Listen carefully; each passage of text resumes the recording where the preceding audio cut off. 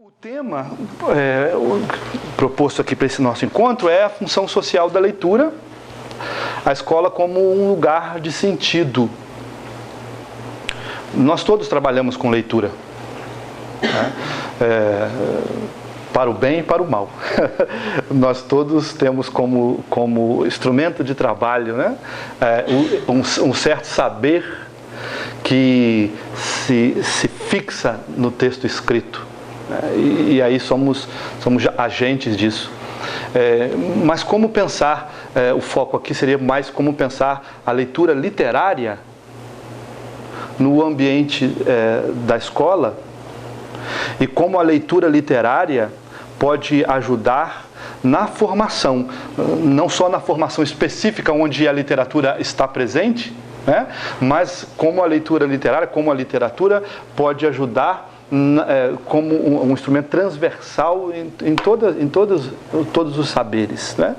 E não só pensar a leitura literária no ambiente da escola, mas pensar como esse tipo de leitura pode promover cidadania, pode promover uma consciência cidadã, né? E portanto, pensar a função social dessa leitura.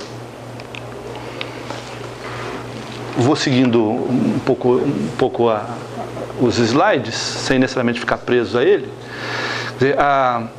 A leitura, e nós sabemos disso, não é somente um ato mecânico de adesão a uma realidade, mas na perspectiva da hermenêutica, da interpretação, quando se estabelece uma relação entre o leitor e o texto, se abre uma janela maior, né?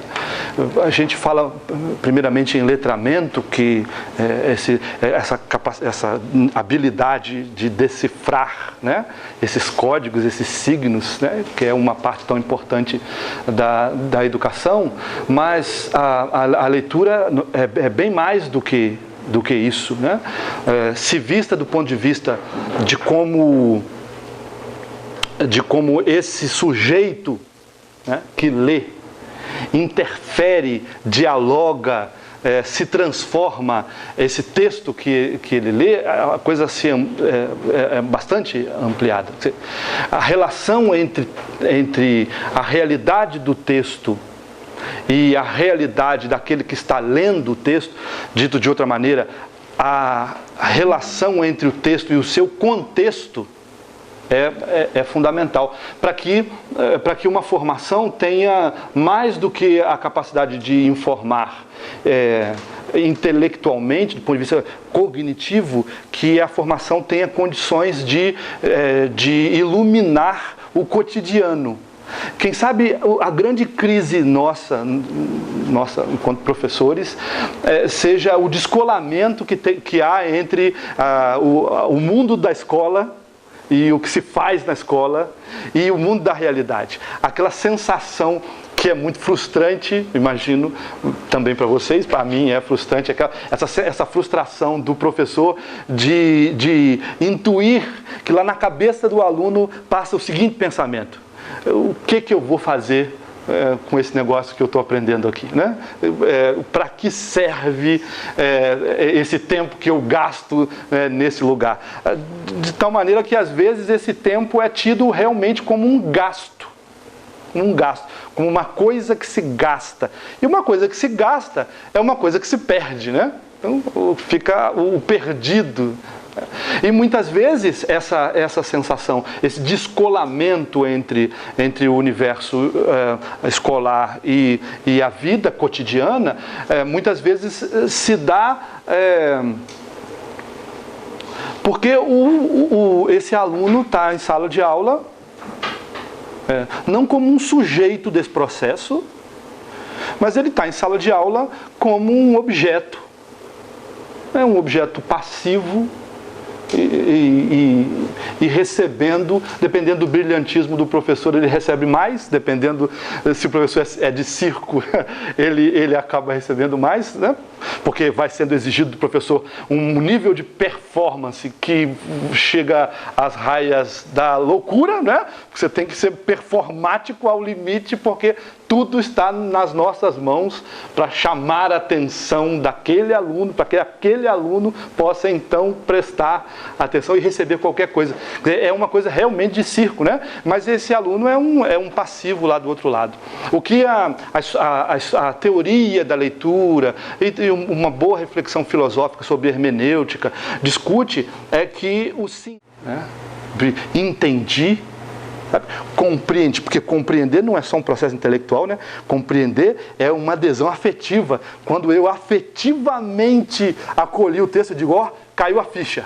Né? Esse cair a ficha é quando ocorre essa fusão dos horizontes, quando o texto e o seu horizonte se encontram com o leitor e o seu horizonte, quer dizer, o texto e a sua vida, o seu mundo, as suas questões, e o leitor e sua vida, seu mundo e as suas questões. Quando essas duas coisas se encontram, então a ideia de que caiu a ficha, né, surge.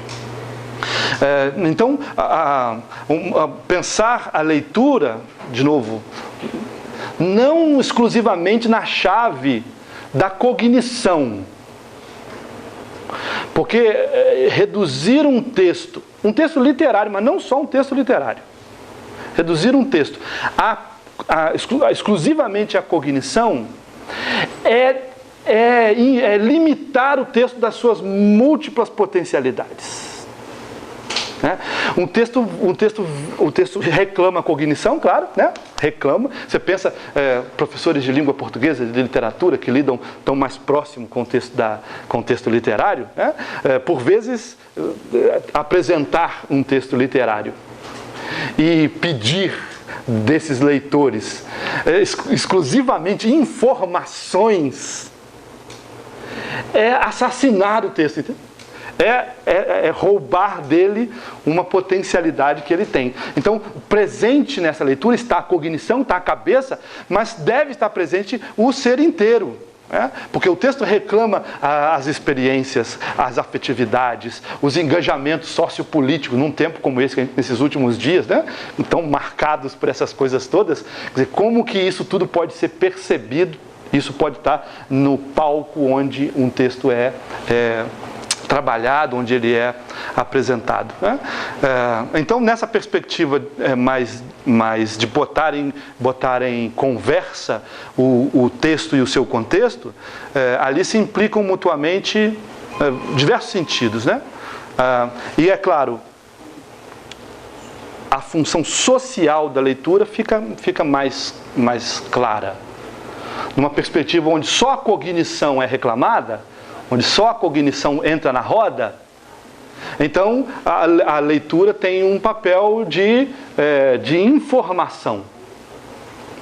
Mas numa perspectiva onde o ser inteiro está colocado, se a gente pensasse, não sei como a tecnologia um dia poderá nos proporcionar a que todos os nossos sentidos estejam presentes no ato de ler.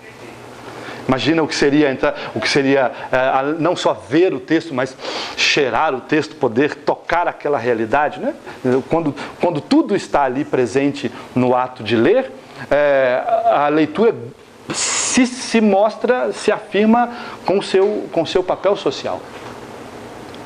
E por papel social aqui, estou pensando como a vida concreta, as relações mantidas para além do espaço escolar podem ser iluminadas, podem ser reclamadas, podem ser afetadas, essa é uma palavra, né?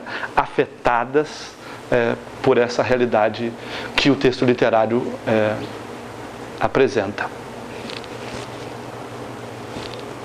Eu vou aqui, mas vocês vão me interrompendo, tá bom?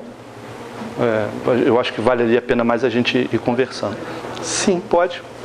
Pode, como eu também posso, quando eu também posso, se vocês tiverem interesse, enviar isso daqui, tá? Basta que a gente faça uma lista com e-mails. E também no site para download. Bem, eu deixo o endereço do site do ILER, do Instituto, aqui, e aí todo mundo pode baixar. Pensar que a leitura tem um papel social é a mesma coisa que pensar que a leitura tem uma função humanizadora. Né? Uma função humanizadora importante. Aquela imagem ali me chama sempre muito a atenção. Né?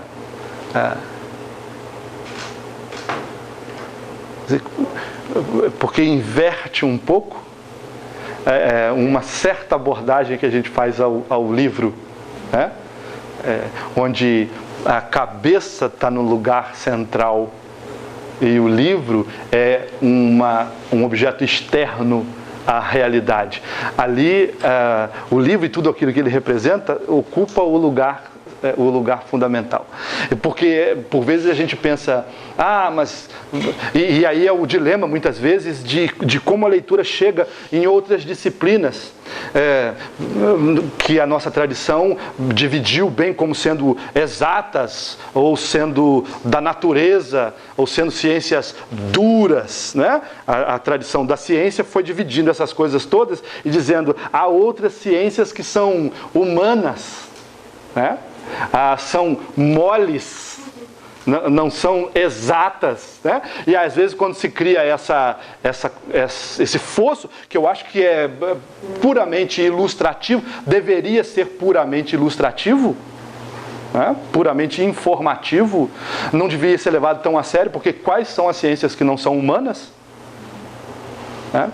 Quais são as ciências que não estão sujeitas a intervenção dos cientistas, de seus proponentes? Né? Eu não conheço qualquer modelo científico que não seja proposto por alguém, não conheço qualquer objeto que não seja recortado por quem o estuda, não conheço qualquer abordagem que não seja certa abordagem a uma realidade. Né? Então, independente de quais sejam as ciências, de que lugar elas ocupam, nos lugares mais duros ou mais moles do saber, as ciências são sempre humanas, estão sempre marcadas por essa questão toda. Mas, muitas vezes, a leitura, com seu caráter ficcional, parece coisa de segunda importância para certas abordagens científicas, para certas disciplinas. Mas o que é a ficção? A ficção é só a profundidade das coisas reais. Né? O ato ficcional não é o ato da mentira, o ato ficcional é a radicalização da busca pela realidade, né? Quando eu consigo extrapolar para pensar a realidade. E os nossos saberes, de alguma maneira, todos eles vêm das grandes narrativas ficcionais do passado mais distante, o que são os mitos, por exemplo, para as nossas ciências, que vão se organizando a partir daquelas intuições fundamentais que estavam lá atrás. Né? Esse ato humanizante da leitura, ele está marcado por essa capacidade que a leitura oferece da imaginação.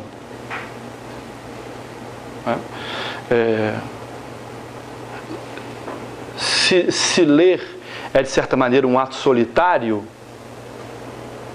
portanto, ele é alguma coisa que me remete sempre para dentro de mim mesmo,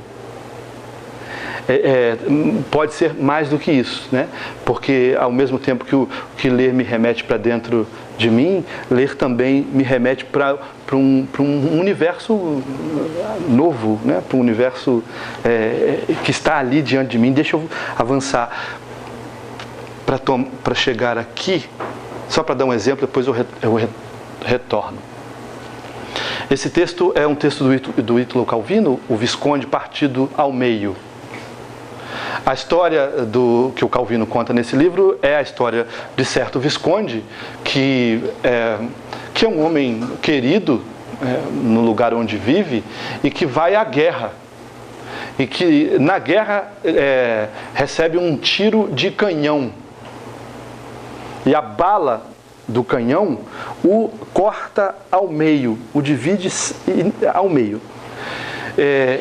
A parte que vai para casa, ele está cindido, né? Dividido ao meio, a parte que vai para casa é a parte que eles imaginam que sobreviveu, ela é má,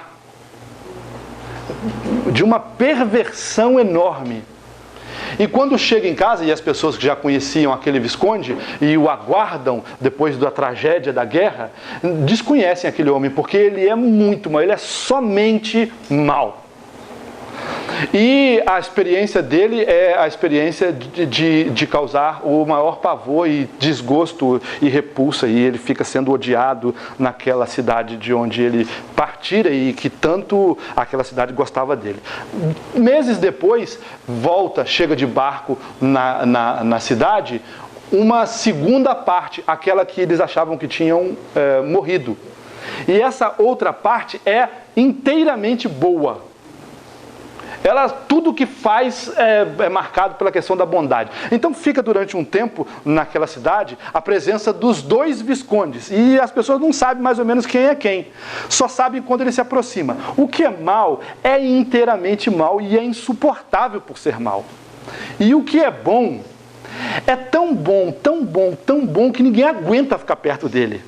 Porque tudo que ele faz é bom. E aí, imagine alguém que é totalmente e inteiramente bom no contato que tem com as outras pessoas, as inibe, porque qualquer mancada, qualquer expressão de egoísmo, qualquer fala contrária às outras pessoas, fica sendo condenada, porque tudo que ele sabe fazer é bom. E o livro todo vai mostrando como que essas divisões, como que essas leituras de mundo que colocam uns de um lado, outros de outro, eu acho que não há nada mais atual. Sabe essas coisas maniqueístas que os que estão aqui olham para lá e dizem é tudo ruim? Por quê? Porque aqui está tudo bom. E aí no final do livro as duas partes do Visconde se reencontram, né? E aí tem uma reflexão belíssima sobre a vida, como a vida é essa relação entre aquilo que há de mais sublime na humanidade e as contradições que também são partes dela.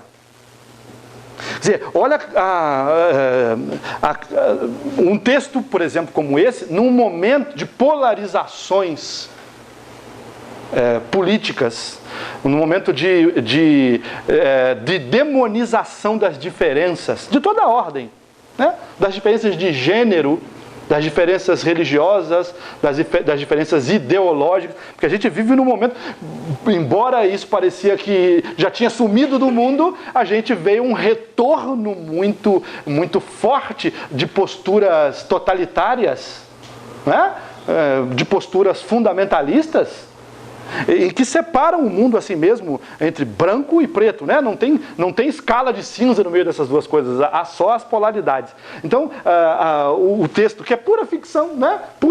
Uma pura ficção não significa que esteja descolado da realidade. Ao contrário, que aprofunda no âmago da realidade.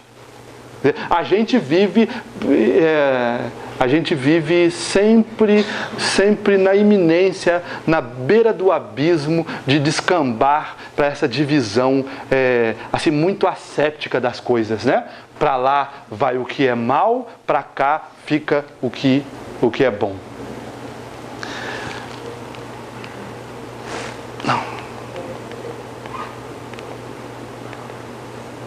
Então, falar que a leitura é esse ato humanizador, significa pensar que a leitura, e a literatura tem essa riqueza, a literatura expressa aquilo que é profundamente humano. Na ficção, aquilo que é profundamente nosso, o que somos nós de fato. De tal maneira que os grandes clássicos só são clássicos porque uma geração após outra geração as pessoas conseguem se perceber. Um texto que perde o sentido na história é um texto que já não possibilita que as pessoas se percebam nele.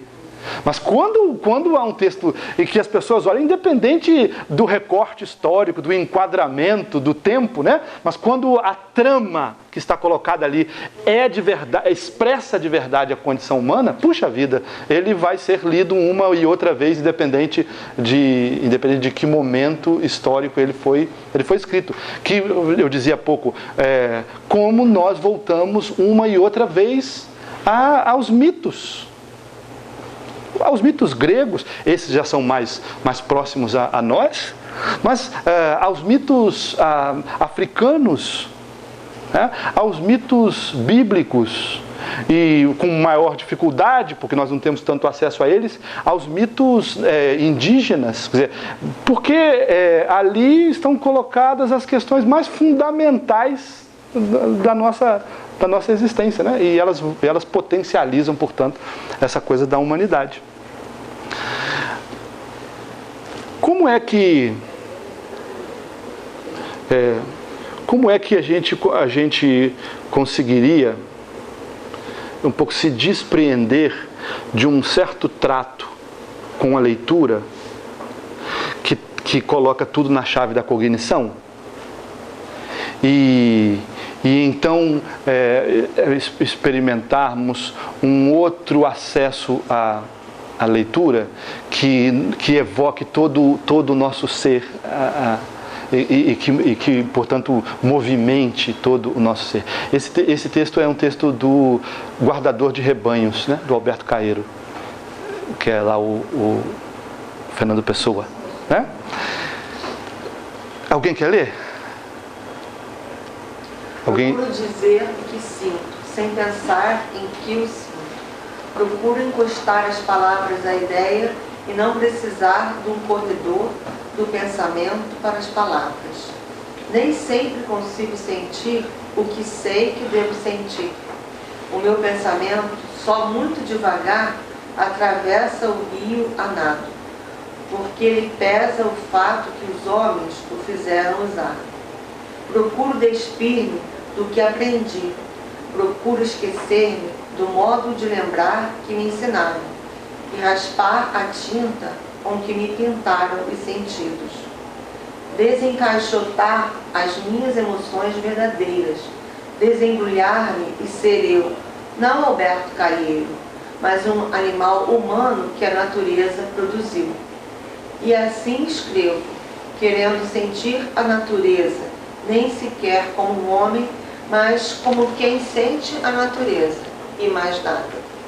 E assim escrevo, ora bem, ora mal, ora acertando com o que quero dizer, ora errando, caindo aqui, levantando-me acolá, mas indo sempre no meu caminho como um cego tem.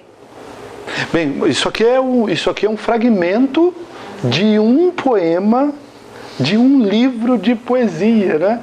Mas que tem um potencial, né?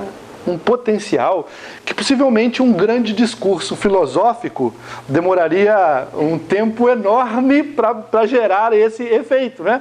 Com todo o risco de ir se perdendo na coisa diletante, na coisa mais, né? Mais abstrata. Mas caramba, quando um poema diz assim: e raspar a tinta com que me pintaram os sentidos. Bem, quem é que não conhece essa metáfora? A gente está sendo, ainda fica, dão essa ajuda para nós, né? Porque, imagina, dão essa ajuda, mas sabe aquela coisa de gente que mora em casa antiga? Quando vai fazer uma obra, né? Caramba, a gente vai descobrindo coisas. A profissão de restauração é belíssima nesse sentido, né? Porque é uma arqueologia da vida. A gente vai indo às coisas mais profundas, até aquela primeira demão de tinta. Quer dizer, olha que metáfora potente é. Se a gente trouxesse isso para o nível do conhecimento desse com o qual nós lidamos profissionalmente, a gente tem uma trajetória da chamada modernidade que apostou todas as fichas no princípio da razão. Lembra, desde o discurso de método Descartes, com aquele procedimento para fazer ciência, O que é preciso para fazer ciência? Para fazer ciência é dúvida metódica. Eu duvido de tudo, inclusive de mim mesmo, à medida que eu duvido dos meus sentidos. Eu coloco os meus sentidos em xeque porque eles só podem me conduzir ao equívoco. Depois de botar tudo no princípio da dúvida, Descartes tem uma sacação. Penso, logo existo, né? Cogito, ergo sum. Penso e existo. Quer dizer, eu existo na medida em que penso. Então, o critério fundamental para a existência é o pensamento. A ciência embarcou nisso. As nossas ciências embarcaram nisso. Entende? E é claro, tem uma potência de saber nisso fantástico. Não vamos desprezar que o Ocidente, no tempo da modernidade, avançou como nunca. Então há uma potência muito grande nisso. Desenvolvemos, a partir dessa realidade, desenvolvemos eu vou chamar aqui nossas habilidades, já que nós falamos de educação hoje em dia, tanto nessa lógica de competências e habilidades. Né? Competências e habilidades. Às vezes a gente nem sabe o que é esse negócio, mas todos os planos de educação, né, todas as políticas de educação vão mais ou menos nessa direção, e a gente tem que ficar dando conta de competência, a taxonomia de Bloom. Toda hora a gente tem que voltar para falar de competências e habilidades. Né? Bem, então nós ficamos muito bons no que diz respeito às nossas competências. Desenvolvemos nossa capacidade cognitiva ao limite. Mas descuidamos de uma educação das sensibilidades. Não raro nós encontramos com pessoas que são brilhantes do ponto de vista cognitivo, mas umas topeiras do ponto de vista de suas sensibilidades. Né? Porque a gente tem um discurso científico que coloca a existência dependendo da cabeça. E é claro, tudo que fica para baixo da cabeça não exige de nós tanto cuidado, a gente não fica atrofiado, sabe? Essa riqueza em nós que são nossas sensibilidades, nossos sentidos, nossos afetos, a subjetividade, isso vai ficando descuidado, a gente não traz isso para o centro das nossas reflexões, a gente não traz isso para o centro das nossas ações enquanto professores. Temos dificuldade de lidar com a questão do afeto. Muita dificuldade de lidar com a questão do afeto. O afeto traz um problema. Né? Então, e por que essas dificuldades? Por quê? Porque o marco maior do saber botou isso de lado. E aí, olha, fiquei aqui 5 minutos falando de teoria da ciência ou de filosofia da ciência. O que seria desnecessário, porque, olha isto. Nem sempre eu consigo sentir o que eu devo sentir. Não é essa a sensação de cada um de nós? E por quê? Porque o meu pensamento só muito devagar atravessa o rio.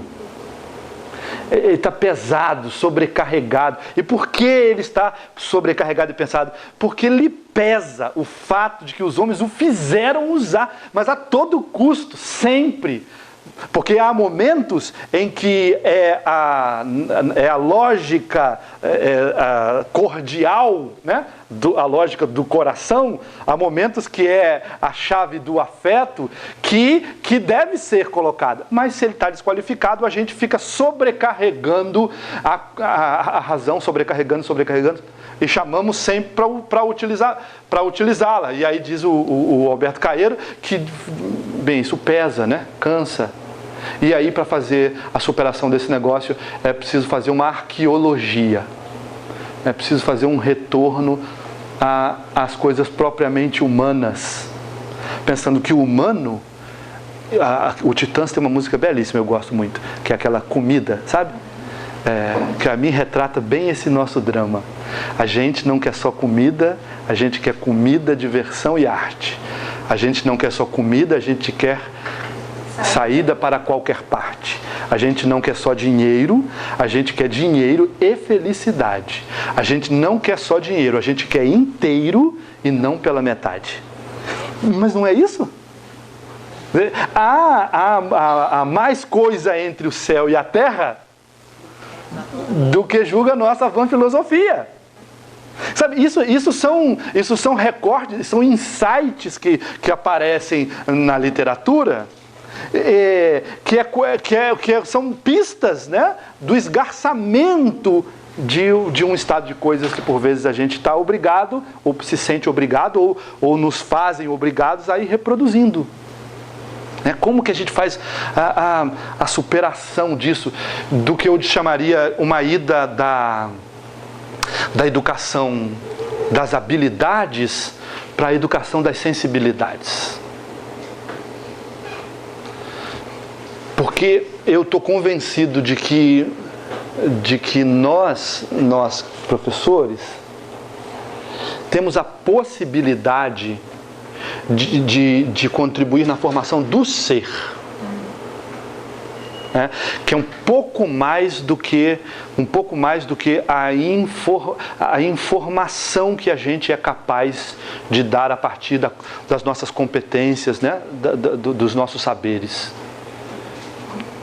Alguém pode dizer, mas eu já não ganho nem suficiente para comunicar as informações, eu vou me comprometer na formação do ser, porque formação do ser, eu estou ligado ao outro, não somente na transmissão do que eu sei, mas aí eu vou ter que estabelecer relações, né?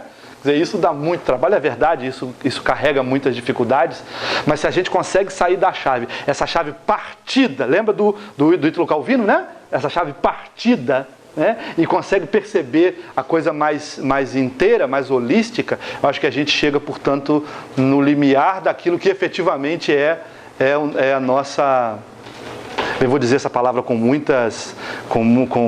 cuidado, né? A nossa missão, né? E eu digo com cuidado porque a gente sabe que há um problema político com essa expressão, mas bem, com a nossa missão. Para a gente terminar,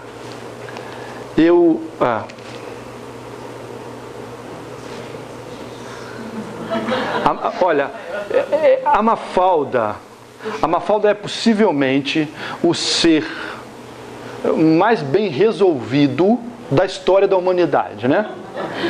Eu acho que tem alguns personagens na história da humanidade que são realmente iluminados. Tá? Eu sei que nós lidamos com muitos na sala de aula, por isso eu prefiro os periféricos, os marginais. A Mafalda, para mim, é um ícone do que é um ser humano evoluído. Então, olha, é perigoso esse negócio, né? Viver sem ler é muito perigoso, porque a gente pode estar na situação de ficar mais ou menos assim. Vocês reconhecem essa imagem? Reconhece, né? É exatamente essa. Exatamente essa. Eu confesso a vocês que eu estou atormentado com essa imagem. Atormentado com ela. E alguém pode dizer, mas isso aí é só uma medida de segurança, né? Pontual, para que não aconteça alguma coisa de maior importância. Esse é o pronunciamento da Secretaria de Segurança quando coloca esse muro, né? Ok, isso é só mas acho que não. Aqui tem a concretização de um total emburrecimento pelo qual nós estamos passando, por uma total experiência de desumanização. E a naturalidade como esse muro foi colocado nesse gramado marca como que parece que já está resolvido esse embrutecimento pelo qual nós estamos atravessando. É natural que se faça assim, porque afinal de contas isso protege as pessoas, olha, isso protege as pessoas, isso dá segurança às pessoas. Esse é o primeiro muro que se ergue para dividir pessoas? Esse não é o primeiro muro.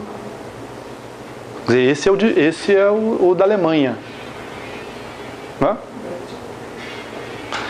é? E como que aí de novo, a literatura, e ali tem uma literatura marginal, sabe? Ali tem uma literatura que não é a alta literatura, né? Mas aquilo ali é literatura.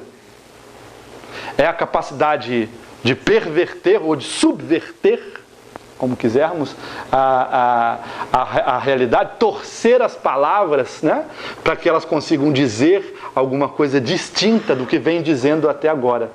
Né? Lembram desse muro aqui? Esse muro é carioca. Qual é a intenção desse muro? É a intenção do apartheid. Mas para quê? Para proteger, entende?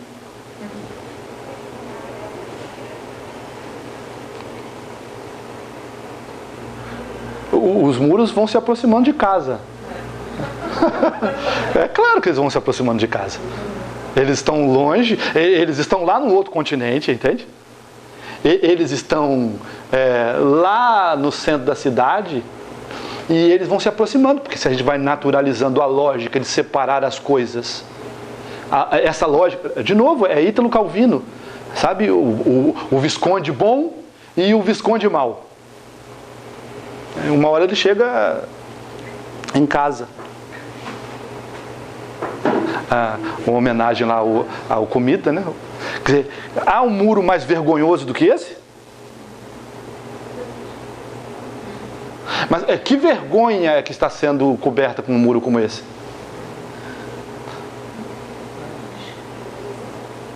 E ele é todo desenhadinho.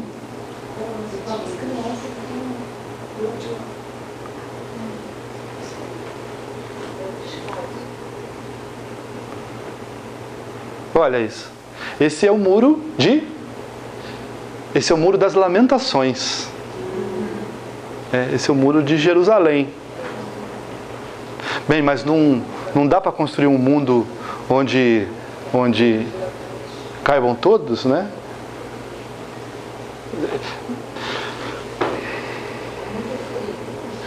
Tá frio, nós já estamos terminando.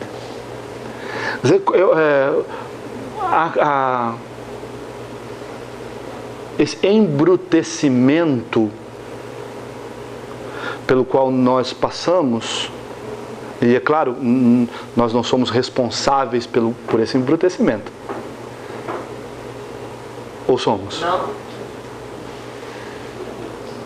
Nós não somos inteiramente responsáveis, quem sabe? Mas de alguma forma, nós somos responsáveis por esse embrutecimento. E o embrutecimento é sempre carregado de muita cognição, de muitas razões. Aliás, o embrutecimento poderia ser dito como a razão pura. Né? Quando a razão chegou à sua expressão mais bem acabada, quase sempre na ponta tem um ser embrutecido. Embrutecido no sentido de que ele está insensibilizado às pessoas, aos corpos, né? Porque o que interessa são as fórmulas, o que interessa são as sentenças, são os conceitos, é a justeza da verdade. Então, peraí, que caminho é possível fazer do desembrutecimento? É a irracionalidade? Claro que não é. Claro que não é. Mas é a articulação entre a racionalidade e aquilo que são as outras dimensões do nosso próprio ser. Aí a filosofia criou uma expressão muito interessante, Ortega y Gasset, e depois um sociólogo que está vivo ainda, muito bom escritor chamado Michel Maffezoli, criou uma expressão que é o raciovitalismo. No lugar do racionalismo, o raciovitalismo, uma razão que consegue se debruçar na inteireza do que é a vida. É uma razão que pensa com as diversas dimensões do nosso ser. Agora, e terminamos assim, como é que a gente consegue introduzir essa perspectiva, uma coisa semelhante a esse raciovitalismo, né? Semelhante a essa tendência à integração? Como é que a gente consegue introduzir isso na nossa atividade? Certamente não é a única via, mas uma das vias por excelência é a literatura. A literatura expressa nos textos, a literatura expressa nas músicas, a literatura expressa marginalmente nos lugares destinados à separação, mas ela ali tem o poder de transformação. A capacidade ficcional é a chance da gente criar um outro mundo real que seja mais amplo, né? Mais integrado, que consiga lidar não só com a educação das habilidades, mas também com a educação das sensibilidades. Bem, sabendo que eu estou dizendo aqui de coisas óbvias, né? Eu acho que no máximo a gente faz um momento assim de partilha para reacender, quem sabe, né? Reacender um desejo, né? Um desejo em nós. Por fim,